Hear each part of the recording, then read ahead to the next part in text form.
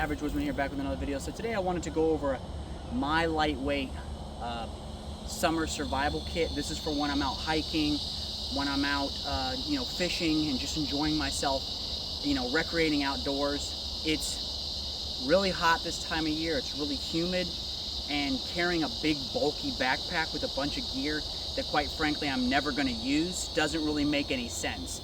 So I want to go through my pack. I'll talk a little bit about the backpack, and I'll go through the gear that I have with me, what I have on my person, and kind of how I'm set up, so that way I can give you guys an idea of what I'm carrying in 2025 right now in this sweltering hot summer that we're experiencing, which really is like 8 months out of the year here in Florida.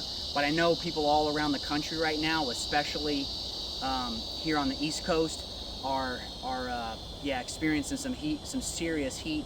So I just wanted to kind of do a video on this gear and how I have it set up, and kind of show you guys what I'm carrying. So let's go ahead and get in the video. All right, so this is the pack. It's the Vertex Long Walks. I mean, the name fits it perfectly. It's super lightweight, super compact. It's only 15 liters, so it's ideal for these types of hikes where you're going out, you're in the heat, it's hot, it's humid. You don't want to carry a lot of gear with you, but you want to have critical items that you may need in an emergency. That's why this pack really works, and it's one of the reasons why I bought it. I haven't had it too long.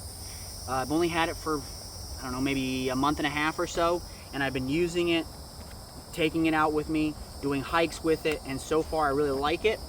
Like I said, it's 15 liters. I'm not sure what material it's made out of, but I'll put a link to it down in the description of the video. I'm not exactly sure what material it's made out of, but it's really lightweight. This pack, the way I have it loaded with a full bottle of water, is less than 8 pounds. So this right here, less than 8 pounds set up. It has pretty comfortable straps on it. The yoke system, I do like the yoke system. The straps are not too padded, which honestly, for a pack like this where you're not loading it out because it's such a small, lightweight pack, you're not going to have a lot of gear in this, so you're not going to need really heavy duty, really large padded shoulder straps. And it did come with a waist belt on any pack over, like, I don't know, probably 35 liters or under 35 liters. I don't even use the waist belt, because I'm just not going to load it up that much with gear, because it's not necessary. When you start getting into the larger packs, 40, 50, 60 up, you definitely want a waist belt because you want most of your load to ride on your hips. But something like this, you don't need that.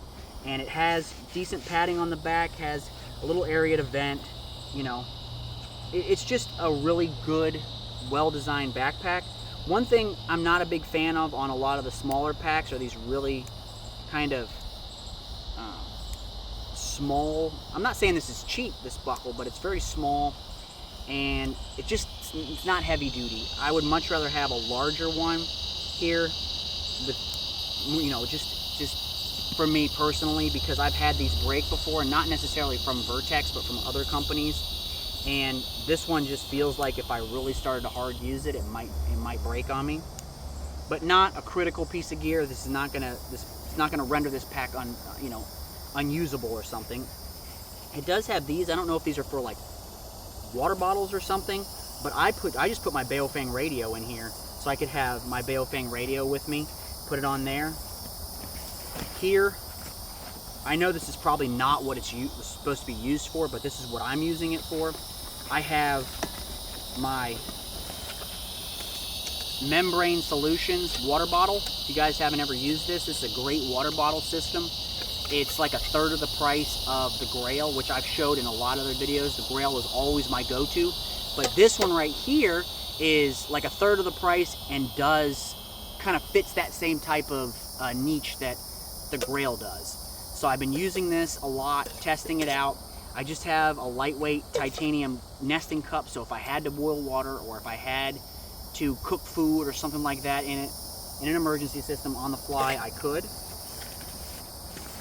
With the water bottle, that would probably negate the need for it, but I like to always have a nesting cup, and I'm going for a lightweight kit here that I don't have that's not going to weigh me down, especially this time of year.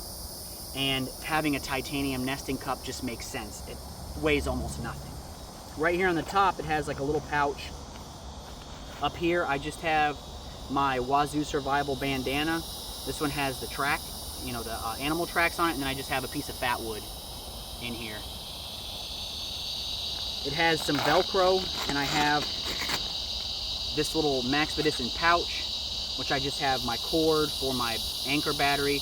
I have some Tender Quick tabs, a bunch of bank line, my rip spool from Exotac, which has duct tape on it. It has braided fishing line, and then inside of it, I'll show you guys real quick.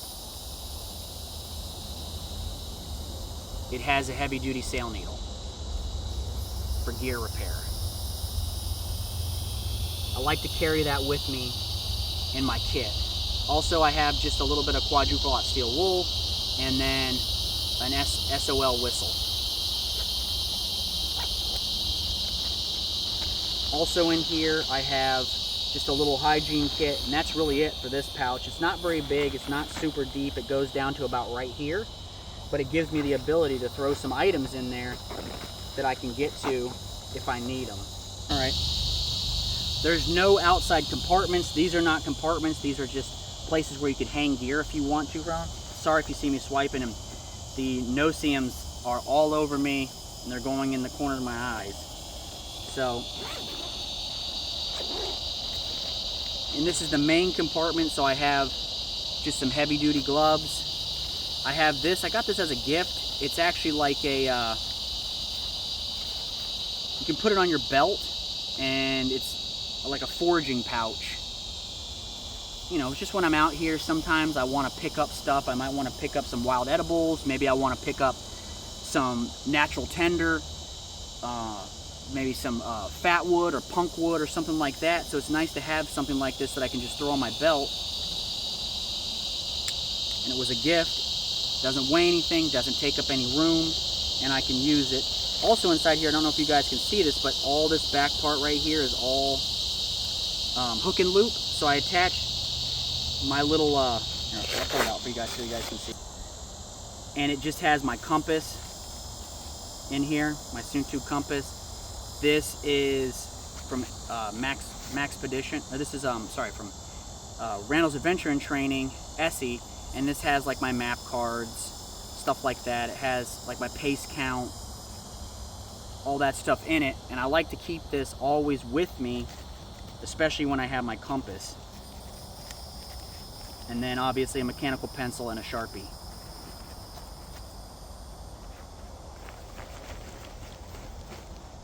Right here I just have an additional roll of duct tape. It's always nice to have duct tape, and even though the rip spool has duct tape on, I always like to carry an extra roll.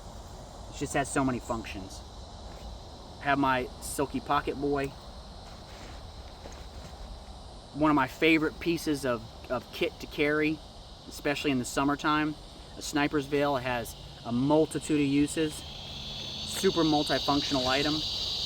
This right here is also from Helicontex. It is like a possibles pouch. I have a couple of chem lights in here.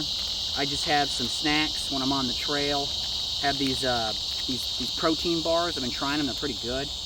And then just some beef jerky. I have my anchor battery, and then just a couple of Right in the Rain notepads. So I have all that gear in here. Not much, but this keeps it organized for me, and it doesn't weigh anything. Right here, this is my medical kit. You guys have seen these. If you guys have been watching my video for any amount of time, you guys have seen these pouches. I love them. They're super lightweight, super handy, and really durable. And then I just have, you know, a tourniquet. Yes, it is a name brand tourniquet. I get asked all the time. And I have just some hemostatic gauze, compression gauze, stuff like that. Trauma shears. This is for major issue like a puncture or a stab. You know, arterial bleeding, that kind of stuff. I'm not using this. This is not a boo-boo kit because I'm just going to be out for the day. I don't need to worry about an infection that might set in down the road. I'm walking in a wilderness area that is not massive.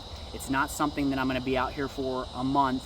I'm just going to be out here for a few hours, and if I were to have to stay for like an overnight or even, 48 to 72 hours, I have the gear here to aid in that and make me comfortable and have the ability to survive in the short term.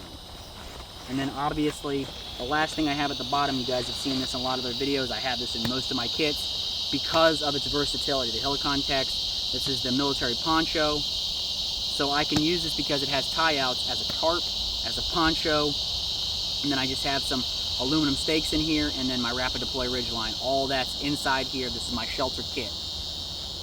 Here in Florida, I don't need a sleeping bag. I don't need a wool blanket. It is literally 8 to 9 months out of the year. It is triple digits during the day and 70 to 80 degrees at night. Sometimes at 11 o'clock, it'll still be in the 90s. So I'm not worried about dying of hypothermia. I'm worried about staying out of the weather, staying hydrated, and if I need to make a fire, I can always make a fire because I have gear on me and in my kit that can aid in that. And I'll show you guys what I have on me really quick. Just go over it so you guys know that this is my main kit, and then I have supplemental items on me just in case I lost this. Some items that I have on me. Obviously, I'm gonna have my CCW. I always have my CCW. I'm always gonna have a spare magazine. I'm always gonna have a spare magazine and my CCW on me at all times. I always keep a flashlight in my pocket, a small EDC flashlight. I also keep one on my keychain. It's a photon. I'll have either a multi-tool from like Leatherman, or I'll have something from Victorinox like an SAK. This is the one-handed trekker. It has a locking blade. It has a saw on it, a really nice saw. I mean, it's just a really good tool to have on you. You also have one of the most useful things that people tend to overlook. This is for ticks, especially this time of year. Ticks are horrible. And then I always have my belt knife on me and a ferro rod. I don't always carry a ferro rod on my sheath, but I've been testing out this one right here. This one is by Texas Bushcraft. It was sent to me by a viewer, and I really like it. Been testing it for a little while. You don't have to carry a fixed blade knife like this. It's not necessary, especially if you're going with an ultralight type kit. I like to have a fixed blade on me. It's just something that I choose to do. I like the versatility. I like the peace of mind of having a heavy-duty tool like that if I absolutely had to use it. But you don't have to carry something like that. Obviously, my wallet, my keys, my phone, those items I'm always going to have on me. Sometimes I'll carry a tourniquet on me, but not always. And then I'll always have a piece of, like a hank of cordage, usually bank line, utility cordage in my pocket or in a cargo pocket, something like that. So this video is more of just something to show you guys and demonstrate that you don't have to have 30 pounds of gear on you to go out into the woods and have a good time and recreate outside, especially this time of year. I know I've been harping on this for years, if you have the skills, if you have the knowledge, you don't have to carry nearly as much gear. You just don't need it. So having the gear that's necessary to keep you alive in an emergency is more important than having a bunch of stuff that you're, quite frankly, more than likely never going to use. Remember to like, subscribe, share these videos with your friends and family. Be safe, stay dangerous, and I'll catch you in the next one.